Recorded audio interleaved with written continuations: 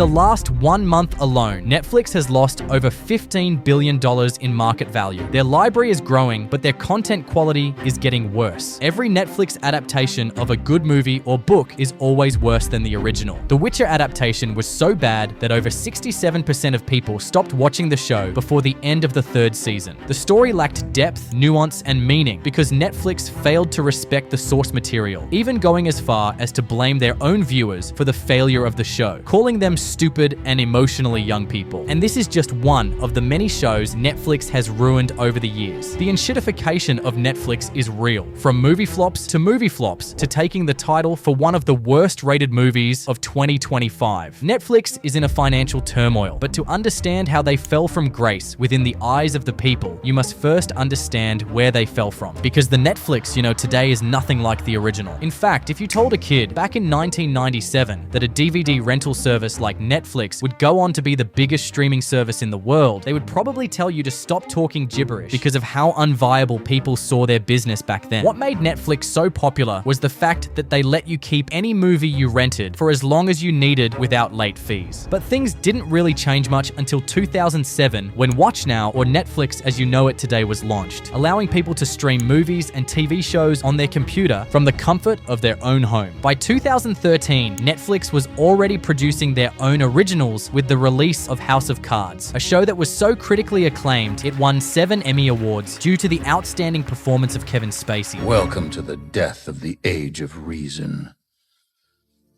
There is no right or wrong, not anymore. There's only being in and then being out. The success of Netflix was unprecedented, but it leaves a lot of questions unanswered, like where the did it all go wrong? I thought the streaming revolution was supposed to fix TV and usher in a golden age of cheap, high-quality, watch-when-you-want entertainment. So what the hell happened? Shadow and Bone, canceled after 2 seasons. Anne with an E, canceled after 3 seasons. Lockwood & Co., canceled after 1 season. The Society, 1 season. Everything Sucks, 1 season. Big Mouth, 8 frickin' seasons! Netflix is in really big trouble as they have just released a report saying that no one is really watching their shows anymore. 200,000 subscribers to Netflix have walked away in the first quarter. Netflix has come under fire after Elon Musk urged consumers to cancel subscriptions. Because the big tech playbook that gutted Hollywood is gearing up to annihilate your industry next. On October 29, 2020, Netflix announced that they would be raising the price of their premium plan from $16 to $18. 2 years after this decision, they raised the price again from $18 to $20. Just 1 year later, they raised it from $20 to $23. Investors were proud and their stock jumped by 16% in a single day. With Netflix realizing that they didn't lose subscribers after the 3rd price hike, the company decided to milk it again, this time raising the price from $22 to $25, making it the most expensive mainstream entertainment streaming service in the world. Even worse, Netflix quietly increased the price of its premium plan in Australia from $25 to $29 a month, a move that left many Australians, especially students, seeking other ways to fill the void. If you can't afford the premium plan, you can switch to the standard plan with ads. By subscribing to this budget-friendly option, Netflix isn't just making money from your monthly payment, they're also cashing in on every ad you sit through. In other words, you're paying them to show you ads. People who couldn't afford Netflix's pricier plans found themselves trapped in a modern-day version of cable TV, forced to sit through 3 to 5 ads per episode of their favorite show, each lasting between 15 to 30 seconds. It doesn't sound that bad at first until you start binge watching. If you happen to be rewatching Breaking Bad for the love of Gustavo Fring and the taste of Los Pollos Hermanos, for example, over the course of the entire series, you'd end up spending nearly 1 hour and 50 minutes of your life just watching ads. Not Walter White cooking, not Jesse shouting, "Yes, science!" Just commercials. Now to me, this really doesn't feel like a paid experience anymore. This really feels like I'm paying them even more money with my time. But if that was all, at least people would have swallowed the ads like they do on YouTube. Instead, Netflix blocked over 138 shows for users who were too poor to upgrade to higher tiers. Shows like House of Cards, Kung Fu Panda, 28 Years Later, Bad Boys. Basically, every good thing Netflix had to offer was locked behind a paywall you're already paying for. It's ironic, isn't it, that the company that built its empire by freeing us from cable TV and its endless ad breaks somehow found a way to reinvent the exact same thing. I do not apologize unless I think I'm wrong. And if you don't like it, you can leave. But people were not leaving as you would expect the reaction to be. Netflix was just too good at making people stay just a little longer. But that also meant their issues were slowly compounding behind the scenes by each passing day. The other day, I decided to check out the popular show Friends on Netflix until I realized it was no longer available in the US, unless I downloaded Surfshark VPN and connected to the UK. I tried The Office, but the same thing happened. The show was not available in the US, but with the help of Surfshark VPN, all I had to do was change my location to a country not affected by Netflix's geo restrictions like Mexico, and almost instantly, I got access to all the seasons of my favorite show. It also helps a lot if you're traveling. Having Surfshark on your device means you never have to suffer the rising problem of region block again. Surfshark also has this amazing feature I really like called Clean Web that automatically blocks ads, trackers, and phishing attempts, letting you browse the internet freely without pop-ups or privacy risks. If you want to skip the web restrictions, go to surfshark.com/interneteducation or use my discount code interneteducation at checkout to get 4 extra months of Surfshark VPN. By doing so, you're not just protecting yourself, you're also supporting the channel, so thank you. Yes, we're all in here and we'd love for you to join us.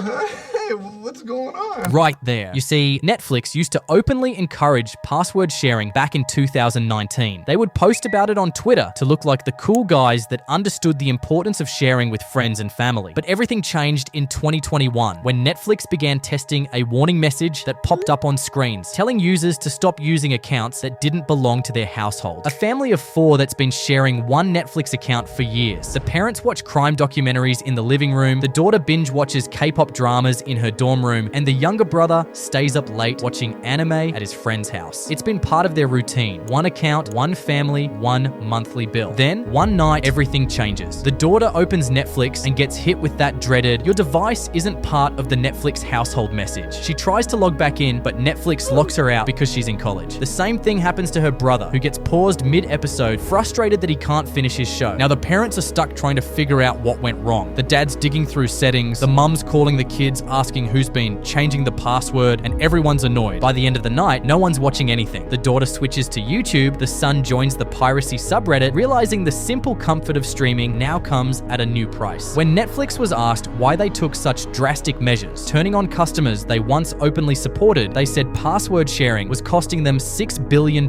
in potential revenue per year. Netflix priority had shifted from convenience for the customer to revenue for the shareholders, and they were willing to do whatever it took to seal every hole leaking money. If you had a sister in college using your password, that's an extra $8 per month. That means this same family of 4 that used to pay $15 a month now pays nearly $32 a month just to keep things the way they were. People called them anti-family for choosing shareholders over customers, but Netflix didn't seem to care. And why would they? Their stock was up by more than 100%. Restricting password sharing from 100 million households meant new subscribers to their ad plan, and despite the backlash, they were making more money than ever. The problem here was that Netflix was building a house on sand, and a small wind was bound to expose their shaky foundation. A foundation built in obsession with canceling shows. Netflix has built a habit of canceling shows that are popular and even critically acclaimed, but renewing shows that are poorly rated but controversial enough to drive engagement. On the evening of December 16, 2016, Netflix released OA, a mystery science fiction drama following an adopted young woman who reappears after having been missing for 7 years. She calls herself the Original Angel, or OA for short, and despite being blind at the time of her disappearance, upon her return, she can see. She forms an unlikely bond with a group of locals as they meet in secret. She builds their trust and tells them secrets she's unwilling to tell anyone else. Through storytelling and shared rituals, she enlists their help in uncovering the mysteries of her past and carrying out a mission that transcends the ordinary world. The story was beautiful. It was critically acclaimed and loved by millions of people around the world, with over 24 million viewing hours. But despite its popularity and massive fan base, Netflix cancelled it because it was not mainstream enough to bring in new subscribers. Even worse, Netflix cancelled the show at its peak, leaving audiences eager to find out what happened to the main character Prairie, who landed in another dimension. As a result of its cancellation, a lot of questions, including that final moment and the show's direction moving forward, were left unanswered. As one of the actors who was heartbroken by Netflix's decision stated, "It's one of the odd things that happen in the new media world that you're canceled not because of numbers, but because of other corporate needs." Netflix wanted a show that was loved by many but controversial enough to attract new subscribers like Squid Game, so they tried again, but this time with another show called Mindhunter. Mindhunter follows The FBI learned how to catch killers by befriending them. Critics called it immoral. Psychologists called it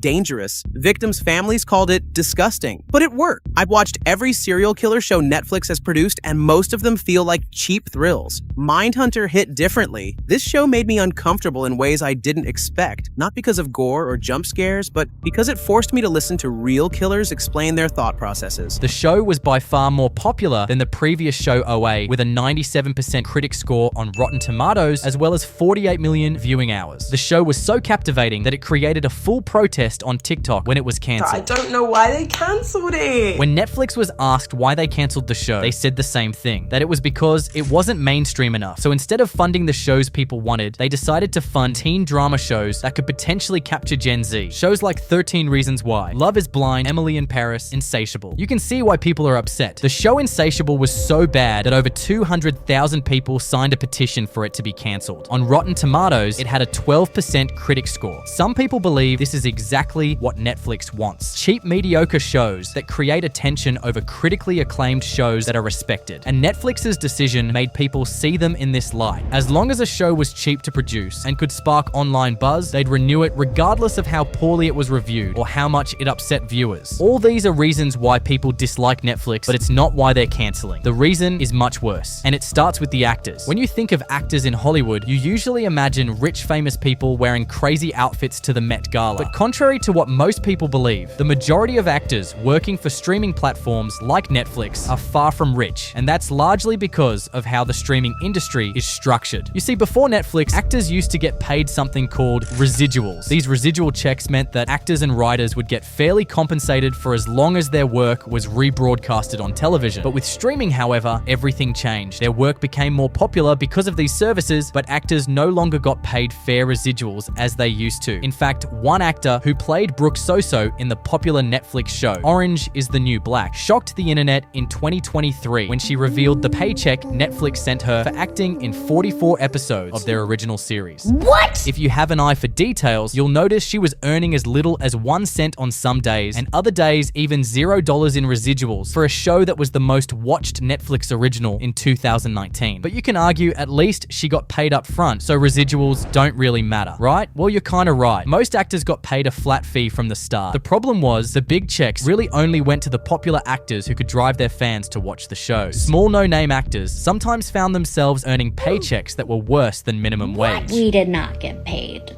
very well, ever. And when I say did not get paid very well, you would die. People were bartenders still. People had their second job still. They were famous as shit. Like, internationally famous. Couldn't go outside, but had to keep their second jobs because they couldn't afford to not. We couldn't afford cabs to set, you guys. Imagine spending months preparing for a role as an actor. You give up sleep, you isolate yourself, you rehearse every line until it becomes second nature. Then, when the cameras roll, you pour every ounce of your heart and soul into the performance, hoping it connects with someone out there. The show finally releases on Netflix, and it gets seen by millions of people, even getting an Emmy nomination. Social media praises your acting, clips of your scenes go viral, and yet, when the paycheck comes, you find out you would have been better off working at McDonald's. All of these so they can put out more original shows. Original shows that are increasing in quantity, yet decreasing rapidly in quality. From 2020 to 2024, Netflix increased the share of original films in its library from 15.5% to 19.8%. That's a minimum of 589 new films per year. However, during the same period, audience demand for these originals dropped from 28.3% to 12%, meaning the more originals Netflix created, the fewer people wanted to see them, simply because of how boring and algorithmic they became. We all know Netflix operates off a subscription model, so they get a fixed amount of money for every subscriber,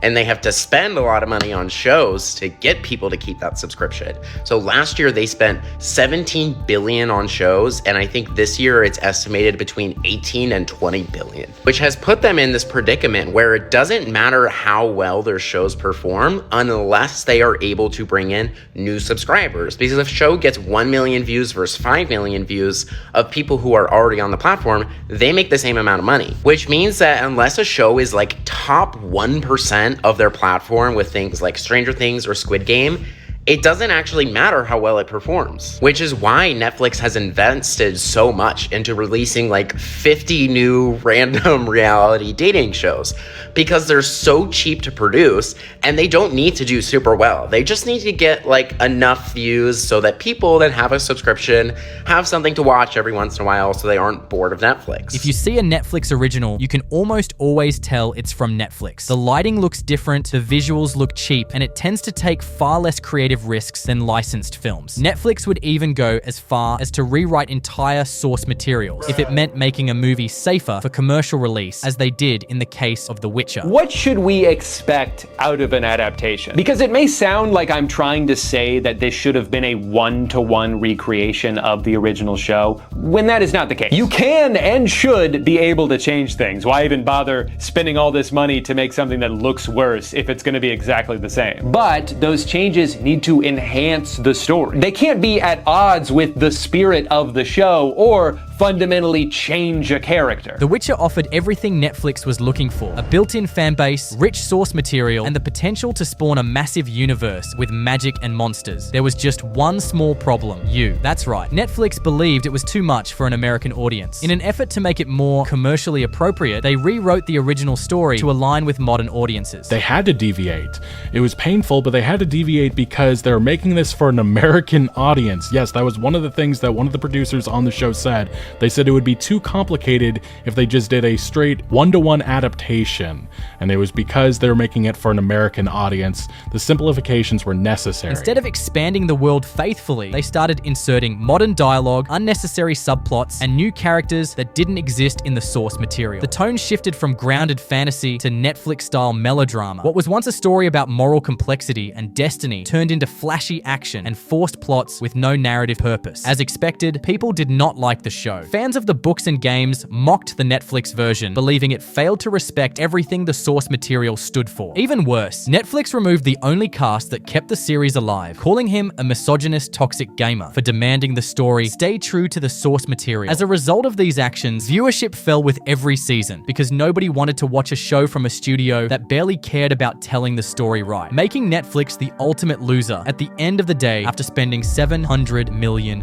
Instead of taking accountability, Netflix or Netflix-affiliated companies blamed the actor for the failure of the series. You can see why people are upset. In Season 1, the critics weren't so keen, but the audience really liked it. Season 2, critics really liked it, but the audience, they're starting to drop off. And in Season 3, the audience hated it with the reviews dropping down on the critics front. The worst part is they've been doing this for years, but you never noticed. First, they buy the rights to popular books or anime, remake it in a way that absolutely dogshits the source material in an effort to make it more commercially appropriate. In 2017, they did it with Death Note. In the original, the main character was a cold, calculating genius who killed criminals with a death note. In the Netflix version, he was a victim of bullying in school, soft and weak. Fans of the original struggled to enjoy the remake, as it felt like an insult to the intelligence of the original character and the intelligence of viewers as well. But don't worry, because Netflix already thinks you're dumb anyway, and it gets worse. The Cloverfield Paradox 2018, Resident Evil series 2022, Avatar: The Last Airbender 2024. All of these were once great franchises that Netflix bought the rights to, only to ruin the original stories in an effort to attract modern audiences. There is a word for what Netflix is doing. It's called enshitification. It's the idea that services companies offer can only get worse and worse over time, as their need for profit outweighs their commitment to satisfying customers. Enshitification always follows 4 steps, and we're already in stage 4. Step 1, solve a problem. This stage happened back in 2007, when Netflix made a bold pivot from a DVD by mail rental company to a streaming service. And with that decision, they solved one of the biggest problems in entertainment: accessibility. Suddenly, people could watch movies and TV shows instantly, without waiting for a DVD in the mail or driving anywhere. All you needed was an internet connection. For the first time ever, viewers had on-demand control. You could pause, rewind, or binge entire seasons of a show, something cable television could never offer. It was revolutionary. And most importantly, it came at an affordable price of $7. Step 2, this stage scaling scaling rapidly with venture capital came in 2013 when Netflix transitioned from a licensing company to a production studio, releasing their own originals in order to own them for life. By transitioning, Netflix could advertise their own movies to subscribers without fear of losing them to other streaming services when their licenses expired. From 2013 to 2024, Netflix added over 7,000 originals to their library, bringing in millions of new subscribers in the process. Step 3 is where things start to get real, because it's the dominate the market stage. At this point, the goal is to control at least 75 to 80% of the market share. This is the stage Netflix starts getting aggressive with their business practices. The company that once supported password sharing had now turned on it. They tripled their budget for original movies and went out of their way to buy the rights to pirated movies in several countries to incentivize people to use streaming instead. When Netflix was first launching in the Netherlands, they needed to decide what shows and movies to add to the platform. So they checked what shows and movies were the most pirated, and found Prison Break was the most illegally downloaded show in the country. So they bought the licensing rights to Prison Break and added it to the platform, pretty much guaranteeing they would be successful in the Netherlands. And this wasn't a one-off occasion, this was a Netflix policy.